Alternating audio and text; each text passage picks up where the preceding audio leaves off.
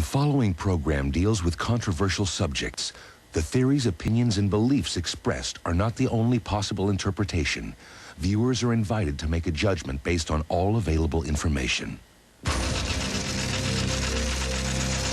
UFOs. Is there a government conspiracy to keep the truth from America? Tonight on the UFO Conspiracy, a team of investigators uncovers provocative new evidence. We're dealing with a cosmic Watergate. From New York, reporter Sandra Pinckney investigates an alleged UFO crash that the government won't talk about. I know that I saw a night turn into daylight. Could this startling footage be proof? It's a very advanced government project, or it's an exotic spacecraft. From Canada, Russell Rhodes hunts for the mystery man behind these revealing images. Could you talk to me about the UFOs? Is Guardian really the deep throat of UFO conspiracies? The area seems to be a hotbed. And from Puerto Rico, Natalie Brunt uncovers reports of mysterious underground activities. People have seen actual UFOs, flying saucer, whatever, going into the lagoon or coming out from the lagoon.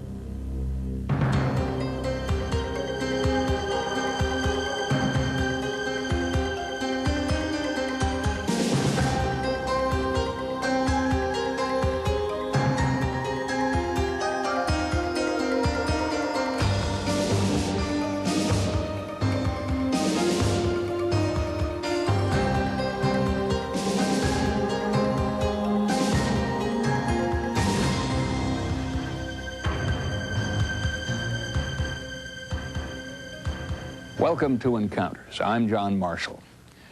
After years of reported UFO encounters, a pattern suggesting government cover-ups has emerged. Tonight, an in-depth investigation into charges that our government maintains an agenda of disinformation and harassment aimed at UFO witnesses and researchers, citizens who believe they have the right to know what the government knows. I've undergone so much harassment, so much ridicule, so much torment.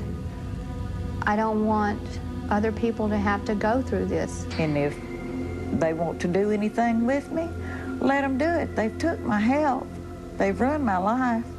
So what else could they do? And that the two of them had been told by the military people that if they ever talked about this, not only would they be killed, but their family would be killed. The Army, the Air Force, the Navy, the Central Intelligence Agency, the National Security Agency, the DIA, you name it, FBI, every intelligence agency or law enforcement group within the government structure has been involved in UFOs one way or another. Anybody who says the United States government is not withholding information about flying saucers is simply either ignorant or intentionally lying, or both. Someone very high up is trying to keep a lid on the whole thing. Why would the government keep all this secret since World War II unless there's a damn good reason?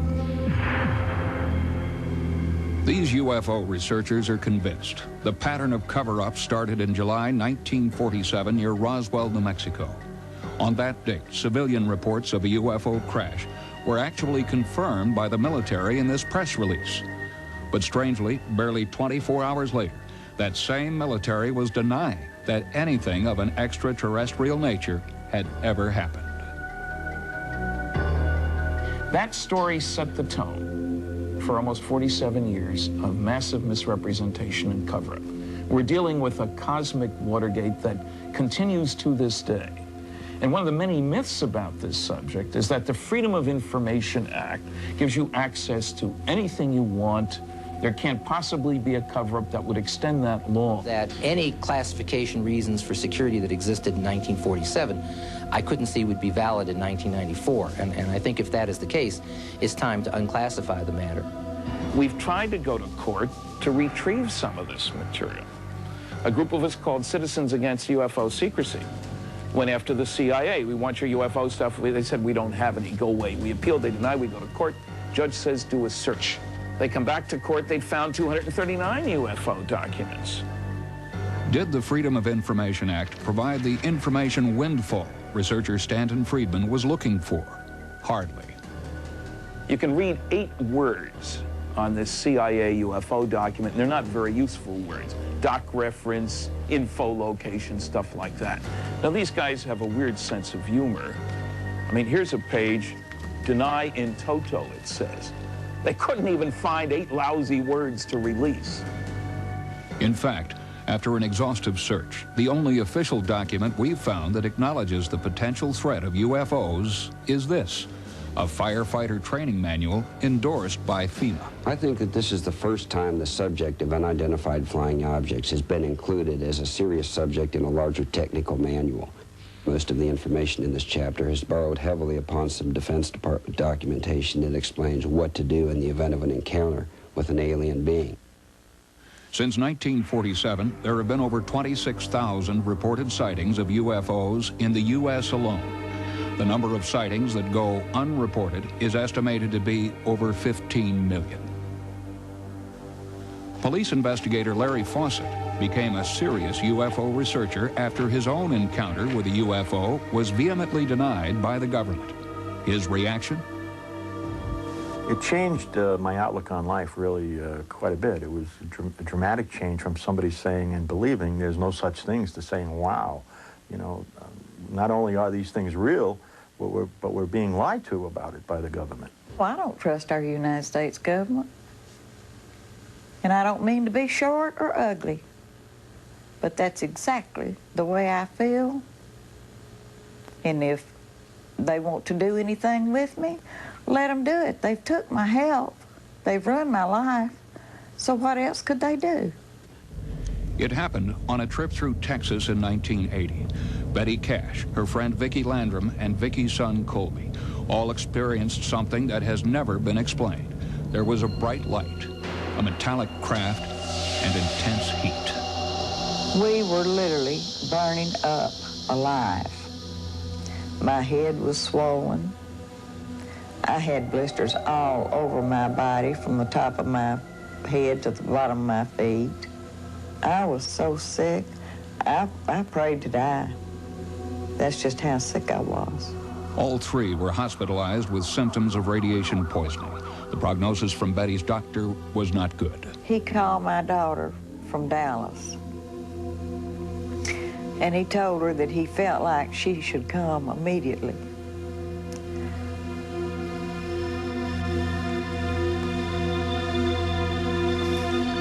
So she flew down there,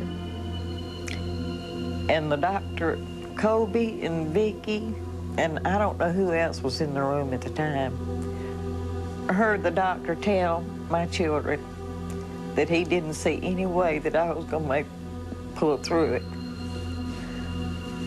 I'm sorry. Betty's case of cancer is now in remission. Just what really happened? To this day, the government denies any knowledge or involvement. But Betty believes otherwise.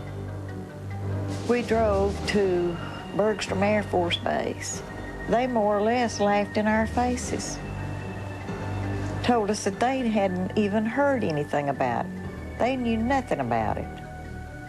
But yet, when we walked in, on this large conference table, there was a huge map. And they had a red, you know, these little red top pins. They had a little pin sticking in the identical spot.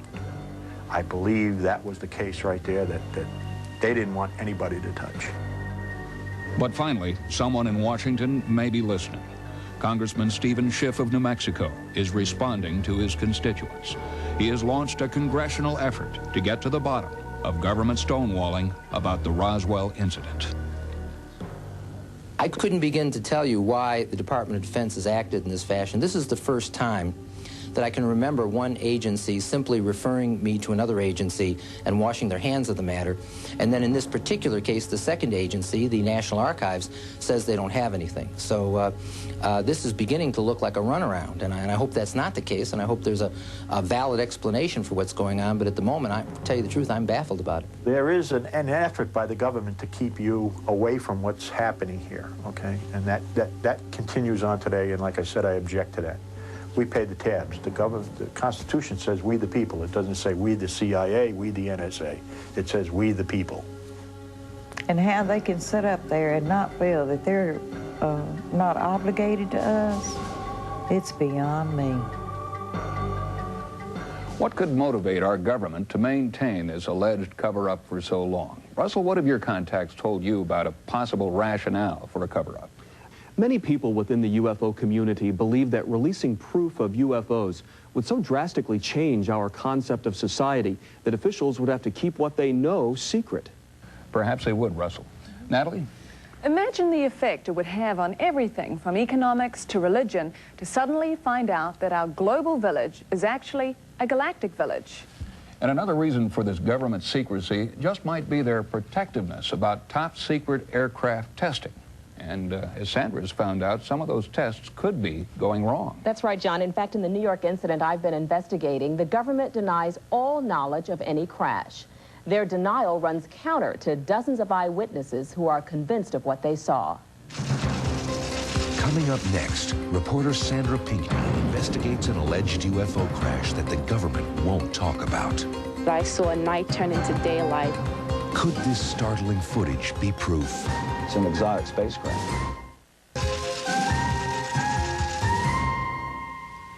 Encounters has been exploring reports of a UFO crash in Long Island, New York, that have the community there deeply divided. Investigating this sighting has been a study in sharp contrasts. On the one hand, no one in an official capacity will confirm anything ever happened. Yet sincere, credible people in that area swear that a UFO crashed in their local park. I know that I saw a night turn into daylight, so whatever it was very large and very strong, and nothing I'd ever experienced before.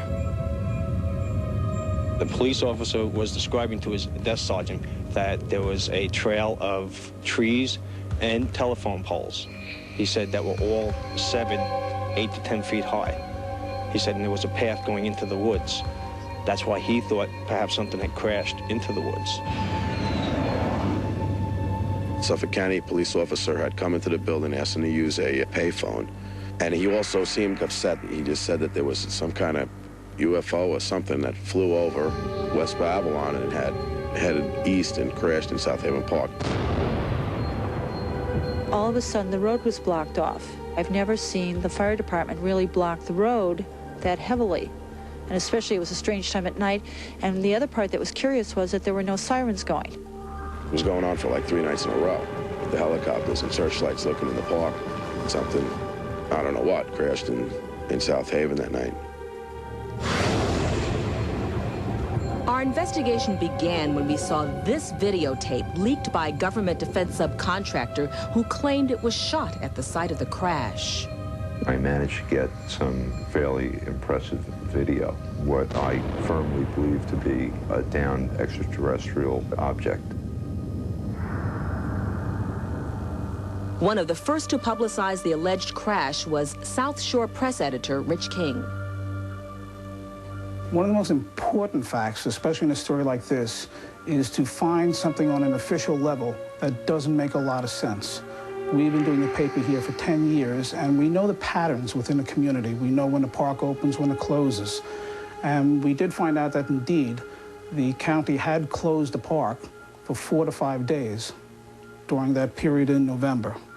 And that is atypical of the county to do that. In developing the information further, what we could ascertain was apparently the Brookhaven laboratory ended up responding to the call rather than a local community service. So suddenly this had the earmarks of something federal as opposed to local. Eyewitnesses say that the entrances to this park were closed shortly after the crash. They say they were stopped by roadblocks and they saw fire engines. But according to park officials and the Long Island Fire Department, it never happened. I had a chance to speak with Southaven Park Superintendent Bud Corwin, who's been living on site in the park for more than 20 years. There's speculation that a crash happened here in this park, November 24th, 7 o'clock. Do you know anything about it? Not a thing, not a thing. In fact, of course, very shortly after that, we were asked if we knew anything about it, or like people could come in and look, because as a group, that looks for UFOs and objects like this. And no, in fact, I know this park like the back of my hand. I've been on it all my life. But we have park police. And the park police patrol it all the time. And if they had seen or heard anything, I'd know it within 2 minutes. His story was corroborated by the Chief Operating Officer of Suffolk County's Fire Rescue Department, Miles Quinn. There was no fire alarms, active fire alarms dispatched at that time. Possibly a fire truck might have been out for a driver training lesson or something like that, and they would use a park facility to practice with a new driver. But other than that, I wouldn't have an explanation for why there would be fire apparatus in the area. In search of an answer, I spoke with aviation specialist and former member of the Army Special Forces, Chuck DeCaro. You ask yourself, what else is in the neighborhood? Well, Grumman is in the neighborhood, and they build airplanes. The EA-6B, for instance, has electronic warfare systems. You don't want it to fall in the wrong hands. If one of these pods had fallen off, that would explain why the government would try to secure the area and get the pod. But a group of local residents aren't buying this explanation. John Ford, president of the Long Island UFO Network, spoke to encounters about the crash that never happened. Our organization has investigated over 600 UFO-related phenomenon incidents in the New York metropolitan area, with reports coming in as far away as Red China. On the night of November 24th, I myself, who lived 3 miles from Southaven Park, lost my electric power and cable TV while large military helicopters were overflying the area. I drove down in my pickup truck towards the area of Yaphank area and observed a raging forest fire deep in the woods and observed some sort of roadblock. These men were driving military vehicles that had no markings. They were dressed in paramilitary uniforms, black jumpsuits with green fatigue shirts underneath. 5 New York State police cars arrived at that location and were turned back by these men in black. But if the crash did occur, there would have to be a federal record of the incident. Larry Bryant, public affairs writer for the Defense Department, was brought in to investigate the case. Well, I have recently asked the Federal Bureau of Investigation under a Freedom of Information request to provide all records generated in response to such an incident in Long Island. The reply came back negative. It was here, in this remote corner of Southaven Park, that the alleged crash happened. Independent field investigations conducted by teams from the Long Island UFO Network resulted in what they claim is definitive proof of the UFO crash. I think we're under surveillance. They're worried we're going to find something today. Fall out, fall in. We're going to be looking for a swatch of trees knocked down, tops of trees knocked off. We're going to be looking for indications of a large fire, radiation, magnetic anomalies. To gather evidence, electrical engineer Preston Nichols joined the investigation. I walked over with the sensor to the tree. Lo and behold, I got a reading. We got a hot spot right here. The tree's radioactive. That would have to be a tremendous magnetic field to do that, to magnetize a tree. So I've never heard of it anywhere else. I was part of that first investigation.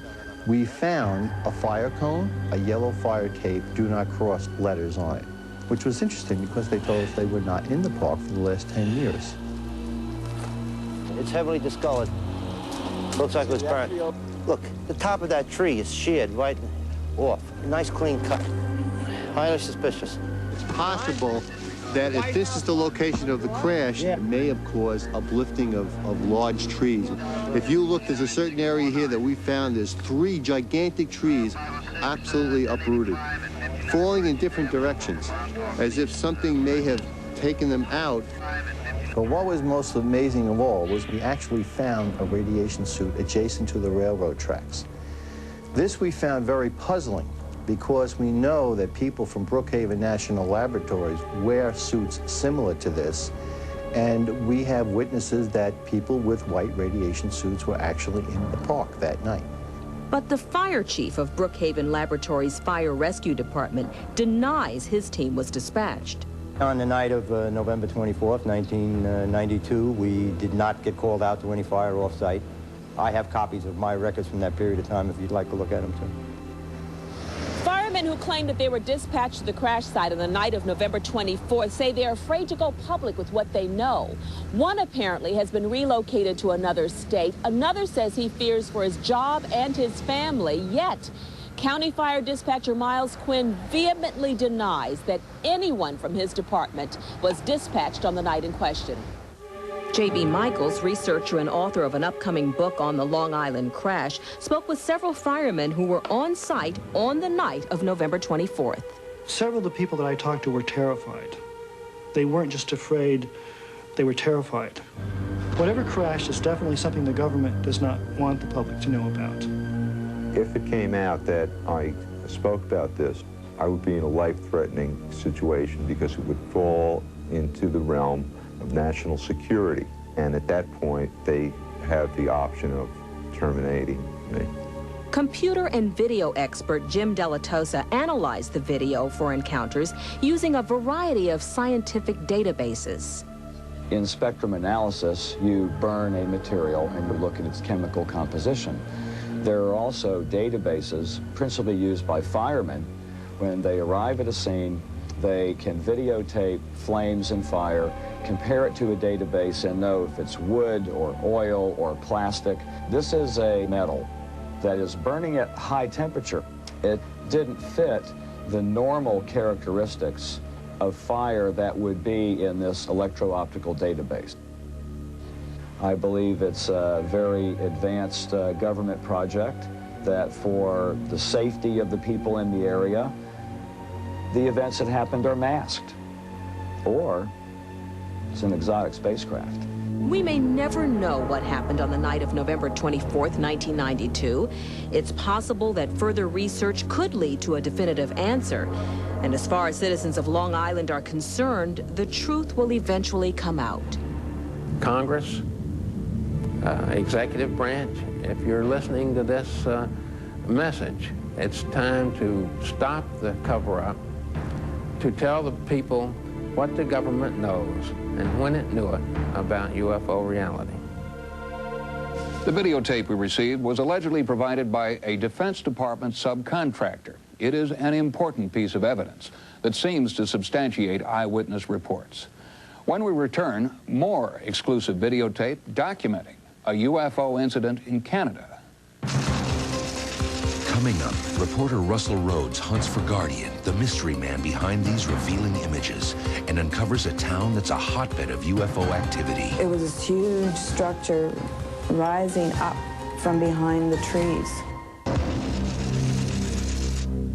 We've seen a lot of videotapes purporting to be documentary evidence of UFOs, but Russell, what distinguishes this tape you have? We received a tape from an informant known only as Guardian. It's an intriguing tape, not only because of its content, but also because of the way in which it came to our attention. This event caught on videotape has no known explanation. On the left, red flames seem to indicate a landing site for an unfamiliar craft. As remarkable as this videotape is, the real mystery of its origin carries even greater intrigue. The tape arrived at the home of former NASA mission specialist Bob Exler. Now an investigations analyst, Bob is considered an expert in the field of UFO identification. Bob receives hundreds of UFO reports, but his interest was piqued when he noticed that this tape had no return address, only the name Guardian and a thumbprint. Guardian also included these strange photographs. According to Exler's research, the figures in the photos match eyewitness descriptions of extraterrestrial beings at other alleged UFO sites. Intrigued with the growing mystery, Bob took a closer look at the videotape. The images were compelling. I clearly got the impression that this was a real event happening in a field somewhere, as opposed to some kind of an orchestrated hoax of a model. It certainly was not a simple hoax. If it was a hoax involved, this was something of a very extraordinary, elaborate event. The package included documents with official Canadian letterheads. One of the reports described the activities of extraterrestrials here on Earth. Much of the information was blacked out, but the videotape was very detailed. There at least was enough information in the videotape to begin to conduct an investigation, as well as conduct a thorough video analysis. Bob sent the video to aeronautic analyst Dr. Bruce Maccabee, who subjected the images to exhaustive tests. This is an unusual video for the amount of detail that it shows. You can see a shape, which looks like what you might say is sort of a classic saucer shape, and you can actually see the top beacon, which is flashing, reflected off the surface. So this gives you the impression of a real three-dimensional object out there of some considerable size. I would say it's not a military craft. The military may have been involved in some way in this sighting, but I don't think they were responsible for the craft itself. It would indeed have been possible for the Canadian military or the U.S. military in connection with the Canadians to have tracked this object into the relative area. As I completed my preliminary video analysis, I was convinced that the case merited a full investigation, including a field investigation with an attempt to locate the site. One of the documents that Guardian provided with the video package was what appeared to be a scaled drawing of a map of an area that essentially confined the area where the landing might have taken place to within about 1 square mile. Using clues Guardian provided, Bob and his team traveled from Maryland to the site in Ottawa, Ontario, Canada. Remarkably, the area indicated was marked by a circular patch of destroyed vegetation. Covering the damaged plants was a thin layer of black ash. Samples of the ash went to the lab for analysis. The ash was thought to be residue from what may have been signal flares burning next to the craft. Signal flares can be traced by analyzing their formula. Dr. John Conklin explains about flares and flare compounds. I've prepared a standard red flare composition, which is based on strontium nitrate as the color donating source to the flame. We just burned 3 or 4 grams of a composition. The flames in the video would have had to have been several pounds of composition and would have left significant amounts, ounces and ounces of residue in the immediate vicinity of where the flame burned. We were unable to find even trace amounts of strontium, and that, again, puts another nail in the coffin against this being a military, human-type operation. At this point, Bob's investigation came to a standstill. Guardian's identity was still a mystery.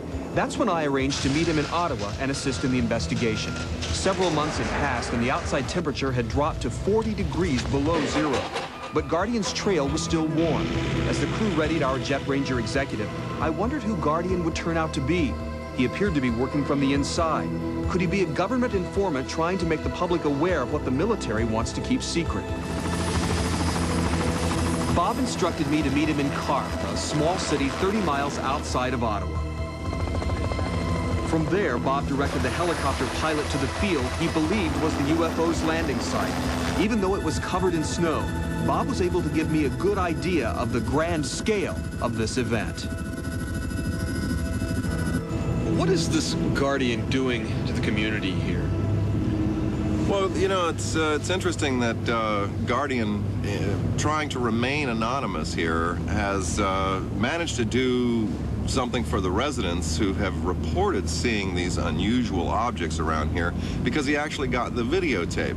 And the videotape allows everyone else to get a look at this, what is really a structured vehicle.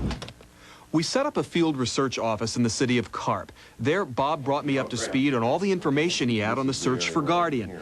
The growing complexity of the investigation prompted me to recruit private investigator Bill Van Kralingen. If Guardian was indeed connected to the government in any way, he might be difficult to find. Bob gave Bill all his information on Guardian, and Bill went to work. We gave Bill the original envelope, postage stamp, and copies of the government forms that were included inside the Guardian package. Last was the fingerprint, but if Guardian didn't have a police record, we'd have to find a match ourselves. Bob and I went to local newspapers looking for eyewitness reports of the UFO landing. There were many documented sightings.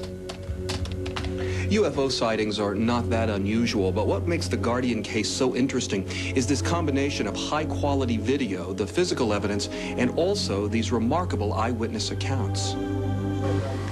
It took no time to gather a group of local townspeople who claimed to have witnessed the UFO event. Most were eager to cooperate. After Bob showed them the Guardian tape, each one shared their version of the experience. I thought I had seen some strobing within the light. At that point, it started coming down and at us. And I became more scared.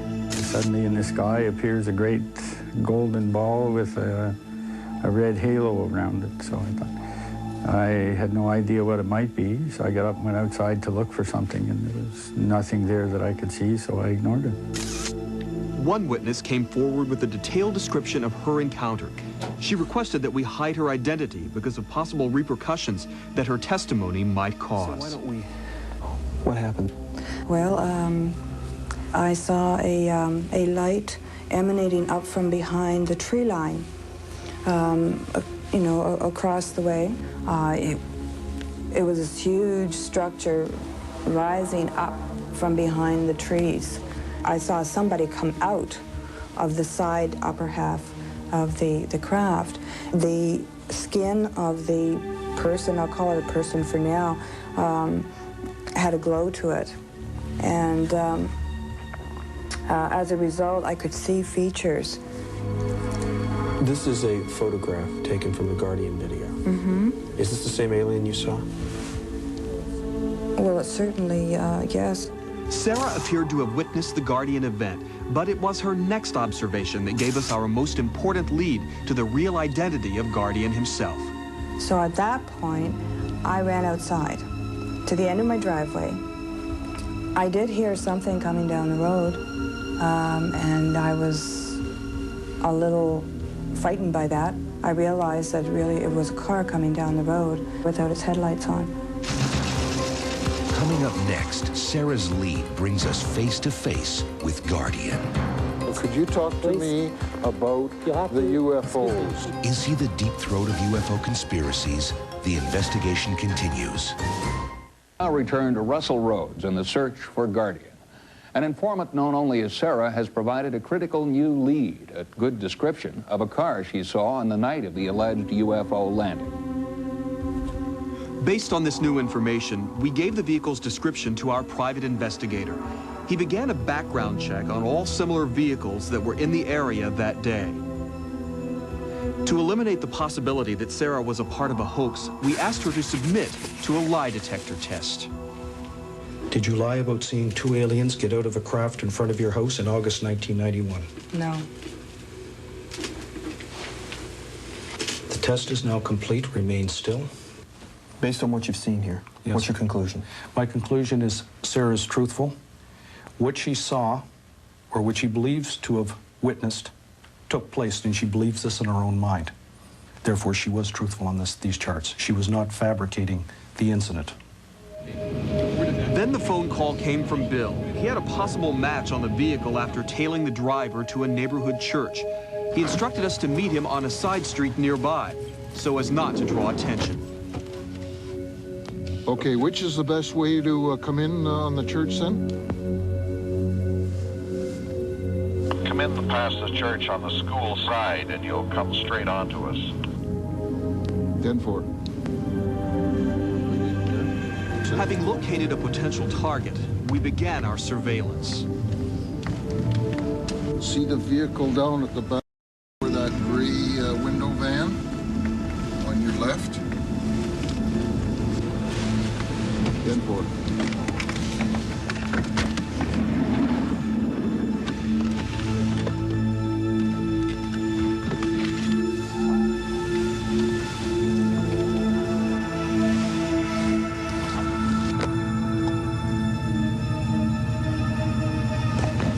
In our primary inspection, we noticed fingerprints on the handle of the door. This could be the link to the true identity of Guardian. If these prints matched his mysterious thumbprint, we would have found the car belonging to Guardian.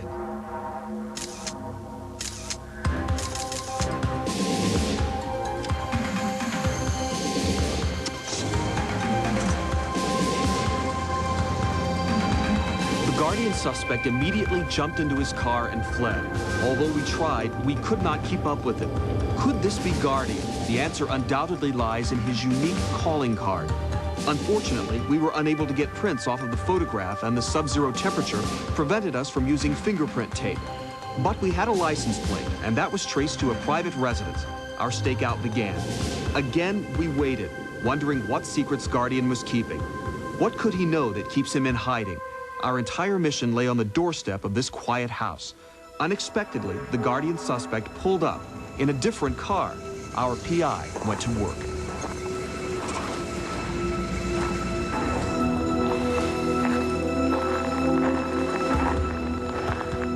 Hi. Yes. Pleased to meet you. My name is Bill Van Krollingen.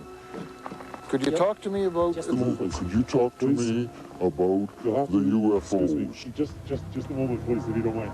I'll put this away and I'll be right back. Could you talk to me about Guardian? Could you talk to me? The man we believed to be Guardian refused to speak to him. Almost in a panic, he raced off on foot. Bill attempted to follow.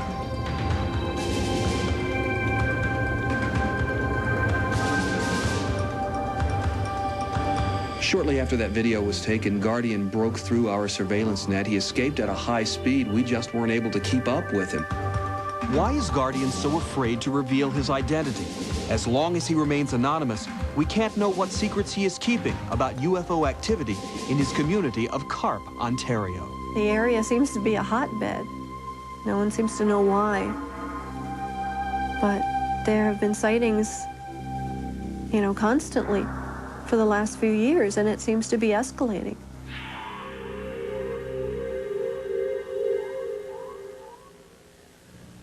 Many people who claim to have knowledge of UFO cover-ups refuse to reveal their identity. It makes confirming their information much more difficult. And until more people are willing to step forward publicly, their credibility will continue to be in question. Coming up next, reporter Natalie Brunt in Puerto Rico uncovers startling evidence about the U.S. military's mysterious underground bases. People have seen actual UFOs, flying saucer, whatever, going into the lagoon or coming out from the lagoon. During our investigations, Encounters has found that UFO sightings are often accompanied by reports of unusual military activity. Ufologists believe that when there is a crash, the government immediately takes all evidence to underground bases so they can reverse engineer the technology for use in military systems. People have seen actual UFOs, flying saucer, whatever, going into the lagoon or coming out from the lagoon. He told us that he had been inside these underground facilities at Groom Lake, that he had seen flying saucers being tested in these underground facilities. We have things out here that are literally out of this world. Kirkland Air Force Base, New Mexico. Cabo Rojo, Puerto Rico. Area 51, Nellis Air Force Base, Nevada. All of these diverse locations are rumored to house alien technologies in secret underground facilities. Many experts speculate that these secret bases are used to house captured alien spacecraft and that extraterrestrial beings have been taken there. What really goes on at these underground facilities is totally shrouded in secrecy. In national security jargon, the activities are known as black programs. Black programs or black projects are projects which the Department of Defense considers so sensitive and so secret that they don't even reveal their existence. As far as the public is concerned, they don't exist. Unbeknownst to the general public, in order to conceal these covert activities, huge underground installations have been dug deep into the earth to keep prying eyes at bay. Because of their black program status, some researchers believe these underground bases house research and development facilities for recovered alien craft. In southern Nevada, one such underground base is alleged to exist. Known as Area 51, this top-secret installation fostered such classified programs as the U-2, SR-71, and the Aurora.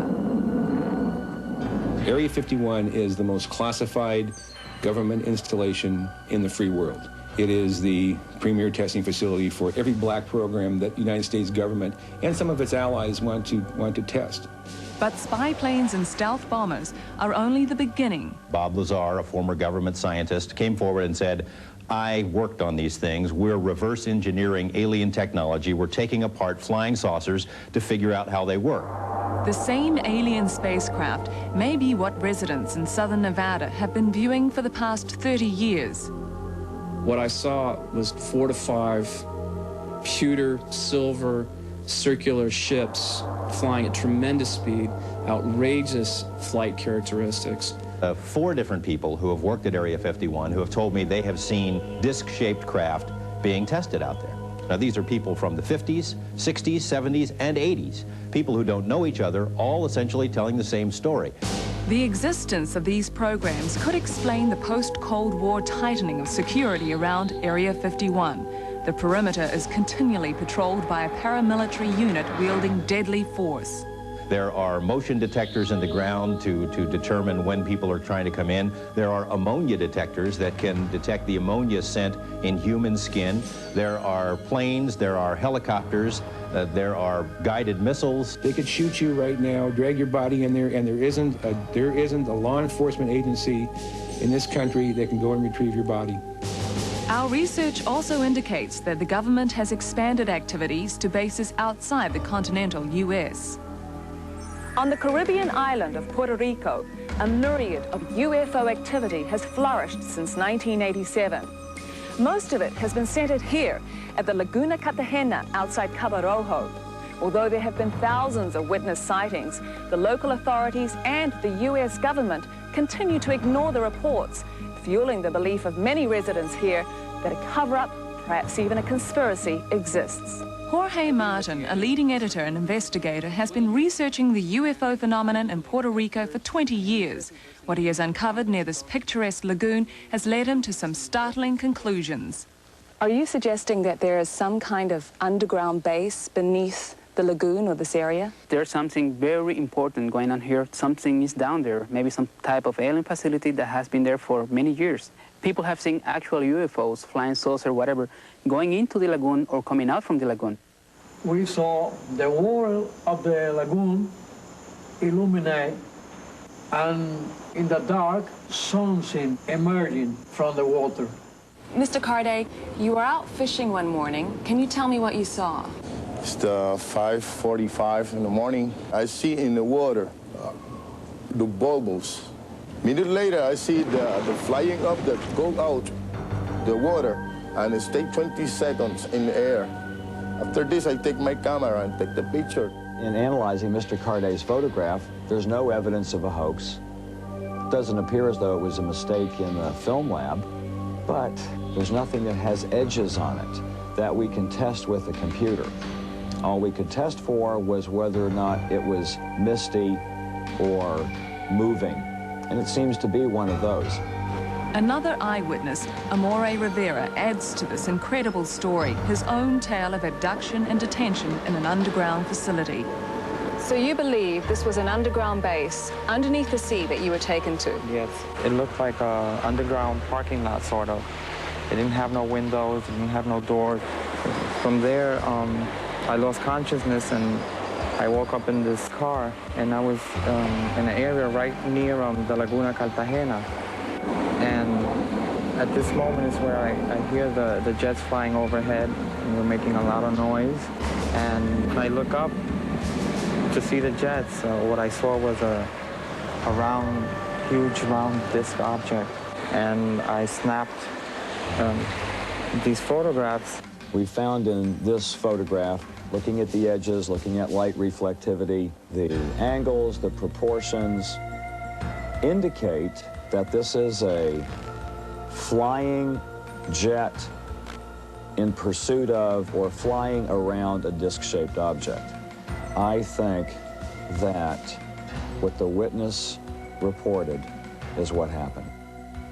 Coincidentally, at the time of these sightings, the government began seizing large quantities of surrounding public land, effectively ending further private investigation. There are indications that this seizure agenda is going on near the sites of other underground bases. What is the government's motive? What if all of us in the world discovered that we were threatened by a power from outer space?